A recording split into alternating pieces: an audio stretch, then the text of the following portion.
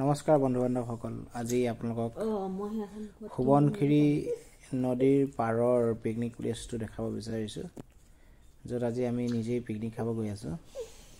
এইটো আপোনাৰ সোৱণশিৰি দলংখন পাৰ হৈ প্ৰথম যিটো ৰাস্তাদি সোমাই আহি এখন আমি সোৱণশিৰি নদী মেইন ৰোড যিখন পকা দলং সেইখন আৰু ৰেলৰ দলং দুইখনৰ মাজতে হৈছে পিকনিক প্লেচটো। দেখিছে আজি জানুৱাৰী প্ৰথম 1 তাৰিখৰ দিনা কিমান মানুহৰ ভিৰ হৈছে ইয়াত।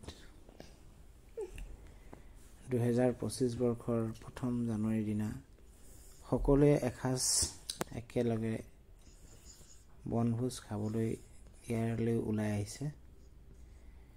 ইয়াত ওচৰ পাজৰ সকলো ৰাইজ দলে বলে ওলাই আহিছে আৰু পৰিয়ালবৰ্গ বন্ধুবৰ্গৰ লগত পিকনিক খাইছেহি।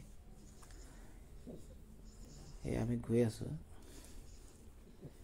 আপোনালোকে দেখিবলৈ পাইছে কিমান ধুনীয়া এটা প্লেচ। যাব সময়ত ইয়াত কিমান গাড়ীৰ লাইন আপোনালোকে দেখিব।